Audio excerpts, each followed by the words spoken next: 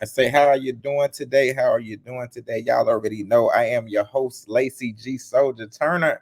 And today, man, I got a very, very special guest with me. She's an award-winning actress, writer, producer. She just starred in Ocean's 8, numerous of horror films, numerous of feature films. She starred in films opposite of Michael J. White, Bruce Willis, Sandra Bullock, many others, man. She been doing her thing a lot in this industry, and we about to get to learn about her. So without further ado, I welcome y'all the amazing, wonderful, talented Charlotte Kirk. Welcome to the platform, Charlotte. Oh, thank you for having me. Thank you How for you having me. Very excited to be here. You are so welcome. So before we get into your film, I want to let the people know a little bit about you. So can you let the people know where were you born and raised, and how was your upbringing as a child? Born and raised in southeast London, so on the suburbs of London, Bexley Heath. I grew up I'm one of three. I have a brother and sister. I'm the baby of the family. Um, I'm I'm slightly different. I'm the only really entertainer in the family. I come from very humble backgrounds. Um, my dad was an electrician. He's retired now. Brother's electrician. Sister works in insurance. So when I told them I want to be an actor, they were like, "What? Really? Where did that come from?" you know, so you the only one who was like, I'm gonna be in the entertainment industry. Yeah, like what? Okay. And I was like, "No, I'm going to do it." And um, I went to drama school. I went to I went to a local drama school at weekends when I was in school, and then after school I went to drama school. And as after I graduated, someone said to me, "You want to be an actor, Charlotte? You got to go to the US. Like it's you got to go to LA."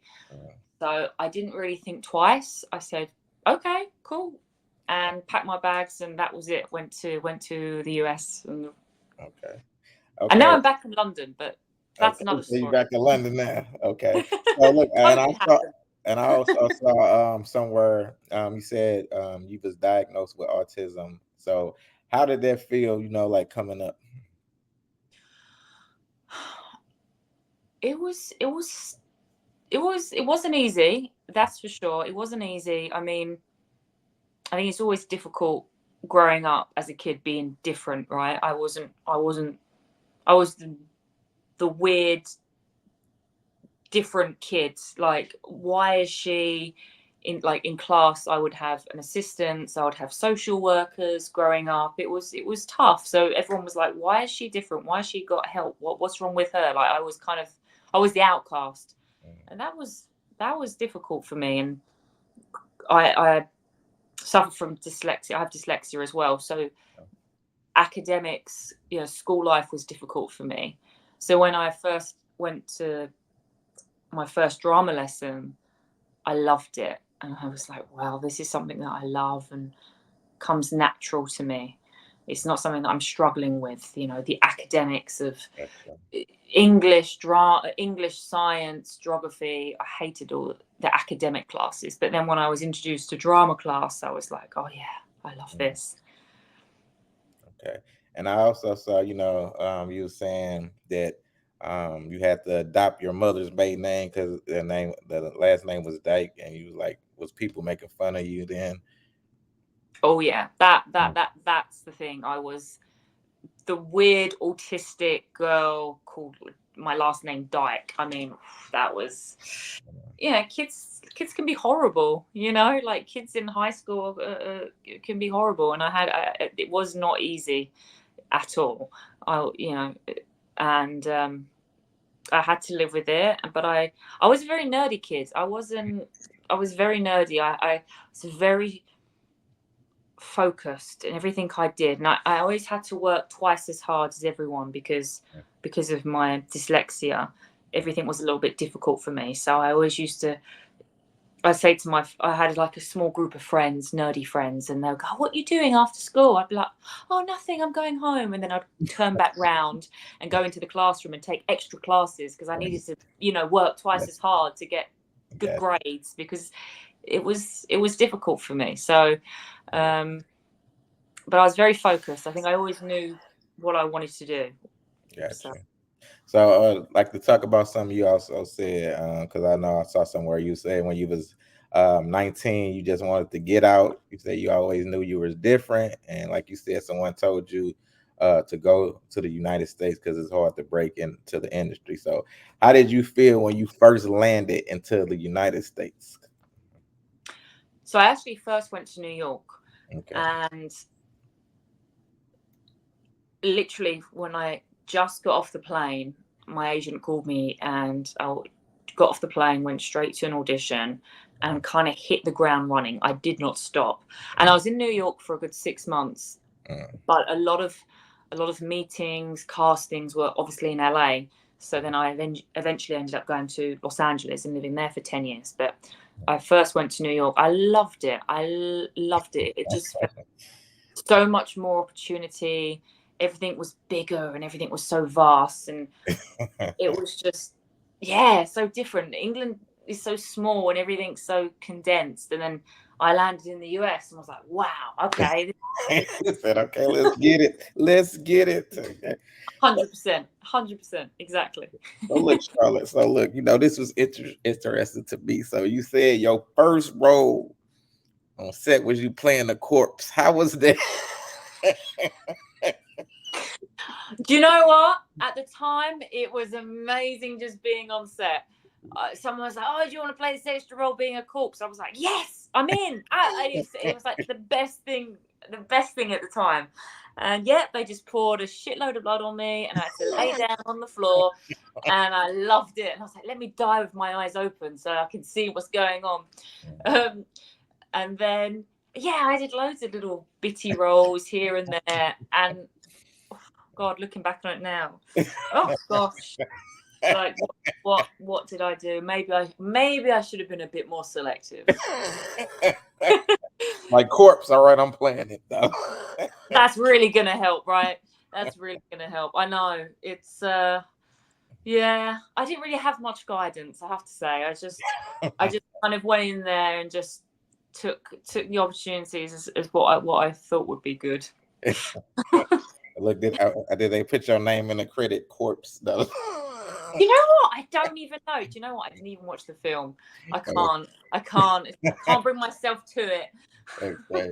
So let me ask you this: which one would you say that you like better? I know you said it was cast in more LA, but did you like New York or LA better? Now I like LA better. I think that the lifestyle in LA is much better. I went to New York a few weeks ago, and it's like, I don't know. I don't think the lifestyle is there very good. It's manic. It's like you can just every 2 minutes, even there's just constant noise, and it's okay for a few days, but I don't know how people live out there. It's pretty manic now, you know. Yes. No, I prefer LA. Okay, so I saw somewhere, and I love this about you. Say you love British gangster movies, So speaking of that, you're starring, you're co-writing, you co-produce, director Neil Marshall's upcoming action thriller Duchess. It's releasing August 9th. It's gonna be digital and on demand. Can you tell the people about this film, Duchess? Oh yes, absolutely. So it was inspired by a few movies. So me and Neil had done a couple of films previously together, The Reckoning and The Lair, and which were horror films. And we were like, wouldn't it be cool to do a gangster movie? Like, we love gangster movies. We love the classic Scarface, Goodfellas, just the classic layer cake, all lock stock. I can just go on and on. But wouldn't it be cool to have a woman gangster? Like, I've never seen that. Like a woman. This was before Queen of the South and all these other TV shows. And so that's kind of where Duchess was born. And we co-wrote it together in 2018. We shot it in 2022, and I'm just so proud of this movie. I just think it's got, because it's a gangster movie, but there's a lot of action in it. Mm, But a lot of action movies today, it's a lot of action, but not much content. No, sorry, not much Exactly. layers. No storyline and none of that type of stuff. No storyline, no context, no exactly. So, but our film is really, it's got layers to it. It's about love, betrayal, power, family, like The Godfather. You know, it's like a real story. It's got something to say. And it's got a great cast. You know, it's got Cole Meany, Stephanie Beacham, Sean Pertwee. It's just got, it's just, the cast is amazing. Philip Winchester. Just amazing. So I'm so and so far, like, the trailer's getting a great response. That was released last week. It's getting a great response. Everyone's proper excited for it. So I'm excited. I'm really excited about it. Can you get a people, like, I guess a little summary, a log line about what the film is about? Yeah, I mean, so it's about a normal girl. Neil likes to write characters about normal people, you know, like not superheroes or, you know, this role is very physical, but it's about a tough girl, but she's normal. You know, she doesn't have any superpowers. She's a normal girl from southeast London who falls. She's a petty thief and an amateur boxer. When she falls in love with a gangster, and they fall in love, and another big inspiration for this movie was Man on Fire, Denzel Washington. Oh, yeah. Incredible movie. But how it builds, how, you know, the revenge doesn't take part till halfway through, right? So you got time to develop and care about the characters. So the first, you know, quarter of the film is about their relationship and the gangster world. I don't want to give any spoilers away, but some shit goes down. and she ends up taking over. There's a lot of revenge, and she ends up taking over the business. And but again, it comes from love and betrayal, and, you know, a woman surviving in a man's world, and how you do that. You know, there's a great line in it that says, you know, it's not as good enough for you to be like a man. You've got to be twice as strong, twice as ruthless, 3 times a lady and 10 times a bitch.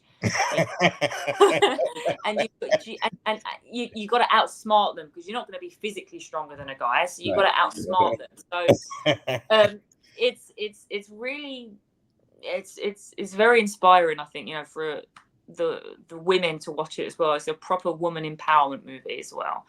It's woman against all these men that have betrayed her. Okay. So I like that. So one thing I love about you, you know, I write and direct films too, but I love that you spoke on content, because I feel like, you know, like you said, there's a lot of movies made and then people die. You be like, am I supposed to care about this person? You know, they don't have any character development or none of this type of stuff. So was it difficult, like, I guess, bringing this movie into fruition, like, you know, as far as production, you know, pre-production and all that? Yeah. It was, you know, we wrote it in 2018. It took some time. It went through a few production companies. Some bigger production companies, a big studio said, we want it, but we would want to make it for $40 million, and we would want Charlize Theron to play the lead. I'm like, well, that's not happening. I'd rather make it for nothing, and I'm Duchess. No one else can play this role. So it went through a lot, and it was very challenging to shoot. You know, we shot it during COVID. I got COVID during the production. So did the director. It was a very, very tough shoot. But I think, you know, with all movies, there's a lot of, it's always challenging, right? There's always going to be obstacles filming, pre-production, post-production. Yeah. But it's a miracle to get any movie off the ground. It's a miracle to make a good movie. Facts, yes. It's but it again it overcome a lot of challenges, and I think the movie, a lot of love and hard work went into this, and I think it shows. Okay. I think it shows. Well, that's good. So let me ask you this. What separates this movie from other films, and why should people watch this movie when it drops? People should watch this movie people should watch Duchess because it's different. It's not your run-of-the-mill action gangster flick. It's just not. First of all, it's a woman boss. It's a woman Don. You know, it's like one of my favorite actors of all time is Marlon Brando in The Godfather. I'm like, Yes, I love how amazing would it be if it could be a woman as the Don for once? it. So Yes. it's a woman, first of all. Second of all, it's not, as I said, it's not just an action film. It comes from love and power and the dynamics of that. But having said that, it's a hell of a lot of fun. It's got a Neil Marshall stamp on it. It's lots of blood, lots of violence, lots of amazing stunts and action. Like it's pretty violent. You know, you got the Columbia necktie in there, and you've got me getting an iron and sizzling some guy's nuts, and it's pretty hardcore. Pretty hardcore. Some things you haven't seen before. That's another thing. I think it's hard to make films now that everything's been seen, everything's been done, right? So it's hard. You can't reinvent the wheel, but there's some things you can put in there that you have never seen before. And I think I've done that on. We've done that on Duchess. So that's why you got to see it. And there's some killer one-liners in there. They just are. Look, I know you can't say nothing, but did you go all like Al Pacino and Scarface? Oh yeah. Oh no. I went full on. I went full on this one. There's just so many good moments in this. But again, as I said, there's just some action in there that's pretty unforgettable. And yeah, it's just like very British, you know, like.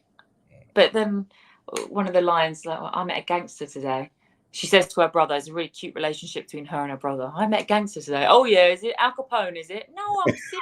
No, proper fucking gangster. And he wants to get in my knickers. Oh, too much information. Like, it's just like this banter between brother and sister, banter between friends, banter between... It's good, quick, witty dialogue, you know? See, Charlotte, you got me anxious to see it now. Look. Good. August need to hurry up and get her. Well, by the way, we're having a premiere on the 6th of August, and we'd love for you to attend. Okay, where's it gonna be at? Charles can send you the invite. It's Okay. cinema in Beverly Hills. All right, look, Charles, I know you're gonna watch this. Send me the invite. I need the tickets. I need to go out there. All right. So let me talk about this. You know, you also starred in another upcoming Marshall's thriller, Compulsion, that's supposed to be released next year. Can you tell us a little bit about that? Yeah, so Compulsion is an erotic thriller. During COVID, I watched a film on Netflix called 365 Days. Massive, did extremely well. Massive hit. They got like 3 or 4 films out of it. I don't know if you saw it, but anyway, I saw that and I was like, there is a market in this. Like, people like the erotic thrillers, and you haven't really seen them in a long time. You got the classics, Basic Instincts, Fatal Attraction, but you haven't really seen any since, like, like just beautifully made films like this. And I saw this one, and then me and Neil kind of come up with this idea and this script.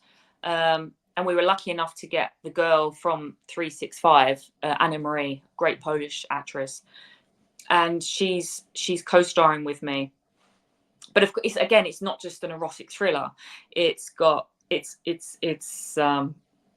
a horror film as well, because it's about these two girls, this dynamic between these two girls and their relationship. But the backdrop is there's a serial killer on this island, and one of the girls is doing it. So a big inspiration for this film was, the old Italian giallo films, the black glove and it's latex kind of vibe. So I'm very excited about that one. It's very, very, very unique. It's very unique. Okay. Yeah. Because when you write a film, you're like, what inspiration can I watch? Like, what films is like this? And then when you can't watch a comparison film, you're like, okay, then maybe it's not out there. Maybe I'm creating something new. Yes, I done thought about that a couple of times, so I Yeah. understand. So, let me talk about this too. You also in another upcoming film. You also play Nicole Brown Simpson and Joshua Newton's true crime drama, The Juice. So, can you tell us about that? How was that?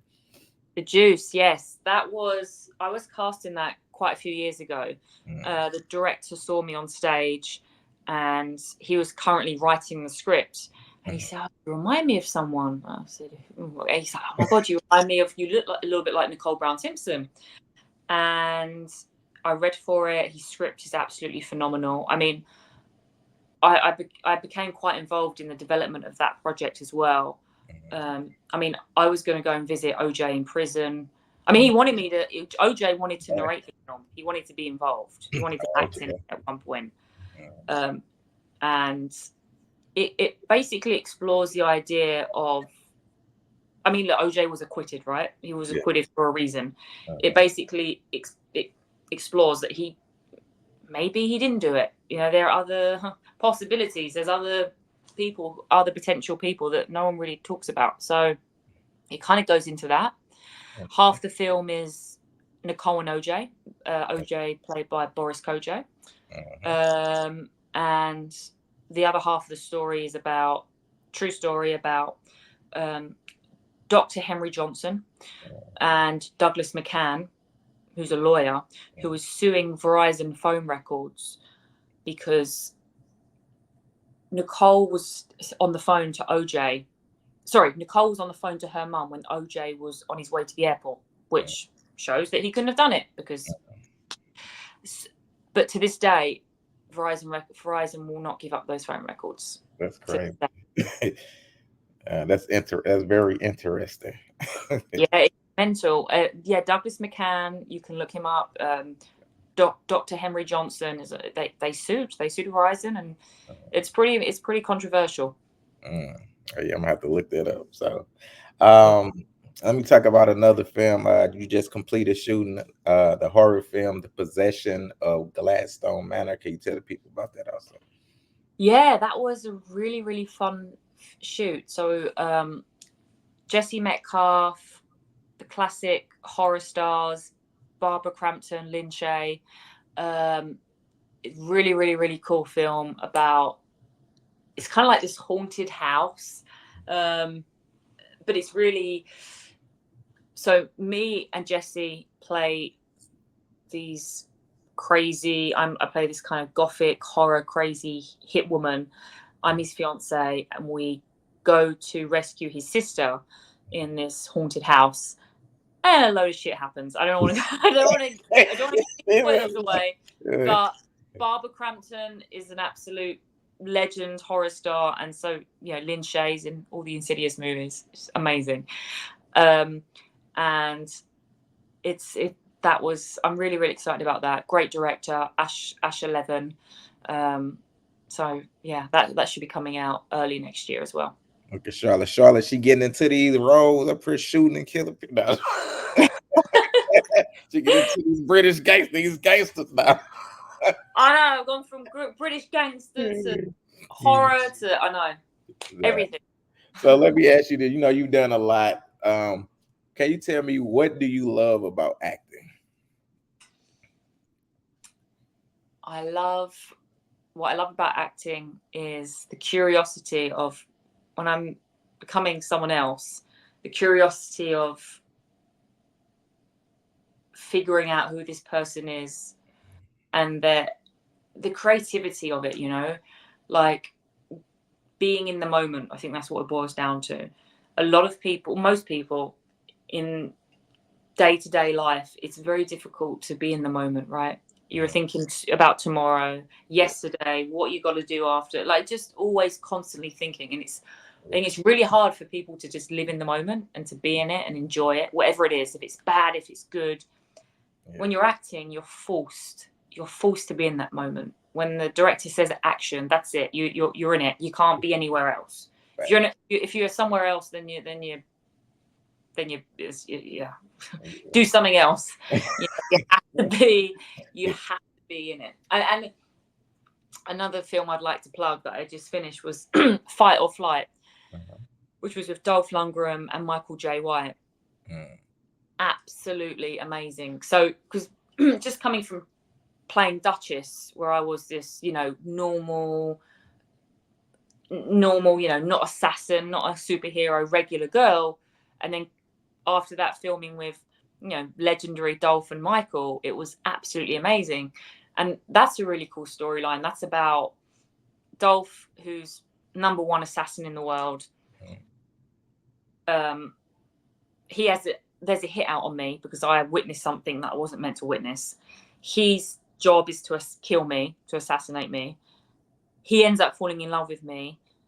We want to run off away in the sunset together. But then because he didn't do the hit, he now has a hit. We now have a hit on both of us. So the number two assassin in the world comes to kill us. So it's a really, really fun story. And just learning from just being on set, listening and, acting with those two legends, it was amazing. I'm really excited about that one. That's coming out next year. Okay. So I want to ask you that too. You already spoke a little bit about Michael J. White. So how was it working alongside us? So cool. He's such a cool guy. Like he's just like, there's just one word, he's just cool. Like, and I mean, his experience with action, like, wow. I mean, he's like, it's a little bit intimidating, like me, like, wow, like the stuff he's done, and who he is. Like, he's super knowledgeable about everything. Like, you'll say one thing, you'll talk about something, and he goes off. He goes off on his on how much, what he knows about it, and it's just incredible. With people like that, I just like to listen, because they've got so much to say and so much experience. We had with me and Michael, we had like 2 scenes together, and it was the last shot of the day, and it was just amazing, really. We didn't have an action scene together. It was just the dialogue stuff, where he basically confronts us and was like, "We're here because of her," and all this stuff. And Dolph protecting me. So yeah, it was incredible. But he just working with pros like that, it just forces you to up your game, Gotcha. How was it working with Sandra Bullock and Bruce Willis? Sandra Bullock was, with all these people, Bruce Willis, Sandra Bullock, all these people that I've worked with that are like top of their game, they've just got this amazing energy and aura about them. That's what makes them so successful. I think that it's undescribable, especially Bruce Willis. He's got this incredible charisma. You can't, that little smile, that little squint in the eye, you're gone. You're like, wow, like you don't know what he's got, but he's just got this charisma. That's all I can say. And of course, they're all brilliant actors, but they've all just got that little something extra, a little something more special that you can't quite put your finger on. I got you. So let me ask you this. You've done so much on your journey. What would you say has been your greatest challenge? Oh. My greatest challenge would be letting go and believing in myself. Because the first few projects that I've done, I did as an actress, I didn't believe or trust my instincts. And what I've learned recently from working with all these great actors and directors is just, you learn your stuff, you learn what you need to learn, and you let it go. And you go on set and you just let go and you trust your instincts. I was very much in my head at the beginning.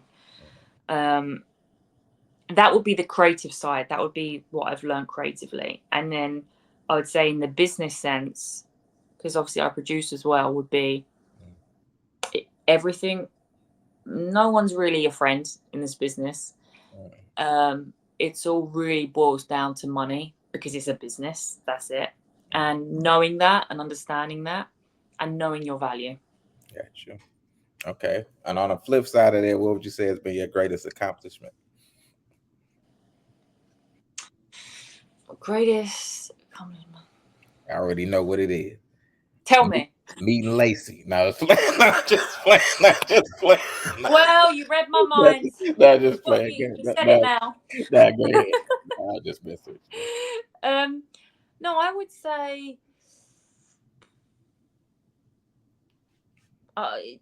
my body of work. It's not one specific thing. It's just my tenacity of just keep going and pushing and not letting anything stop me. I would say it's not just one thing.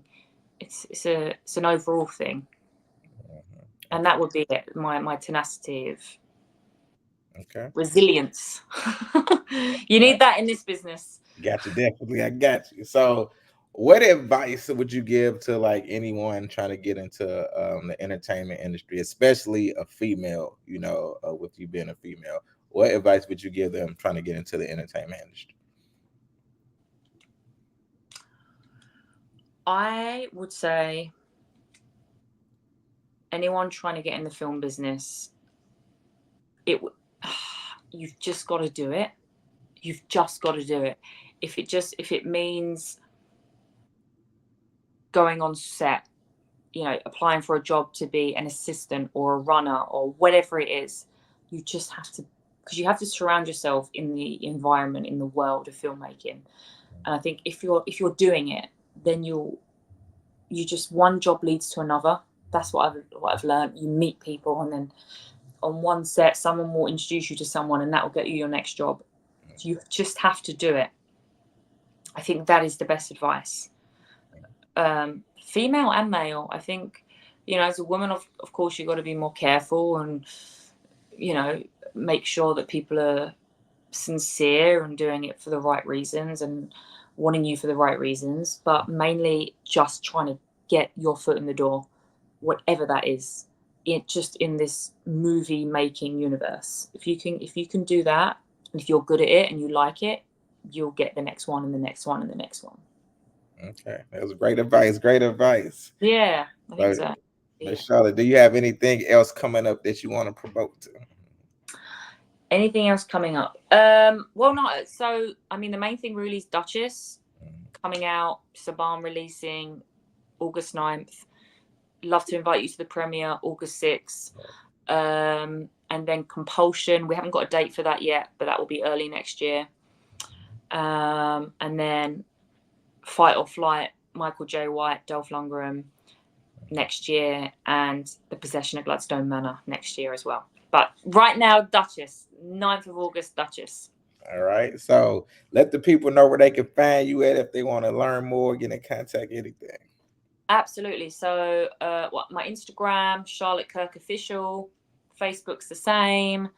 And Instagram, Facebook, Charlotte Kirk Official. Okay. So my last question that I love to always ask my guests. Okay. When it is all said and done and you are long gone from this earth, what is it that you want the people to know about Charlotte Kirk?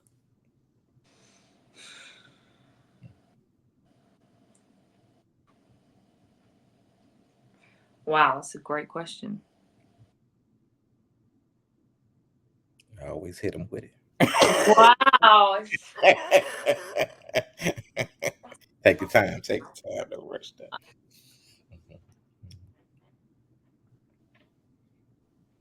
Against all odds, she did it. She was. I'm hoping to be remembered as an inspiration to people in my community. As being autistic on the spectrum, I think I had a lot of challenges, and I had a lot of naysayers, and I think that I'm hoping that I can be an inspiration to people that, women or people on the spectrum or people with a disability can go, wow, she did it, so can I. And I think that's what I want to be remembered for, that. Okay. Against all odds, she did it, but she did it her way. That's Right, why I love the Frank Sinatra song, right? I did it my way. I like that. Well, thank you, Miss Charlotte Kirk. I appreciate you, being open with me and just, everything that you've been doing in the film industry. Sounds like it's gonna be great. You're gonna have to put me in a movie one day, you know what I'm saying? Let's Yes! I love that. send you my cast and take that. But now that I got you. Nah, but I appreciate you for real and everything you've been doing. Keep on flying high, keep succeeding. I know you're an inspiration for a lot of people. Oh, thank you so much. You're Thank you. welcome. And I'll let you know. Me. All right. And Charles, give me them tickets. Absolutely. I'll make sure he does. 6th All of right, August and then 9th of August it's coming out. Okay. And I'll let you know as soon as this drops. I'm gonna send it to Charles and everything. So you have a good day, Miss Charlotte Kirk. Thank you. You're welcome. Bye-bye. Bye-bye. Bye.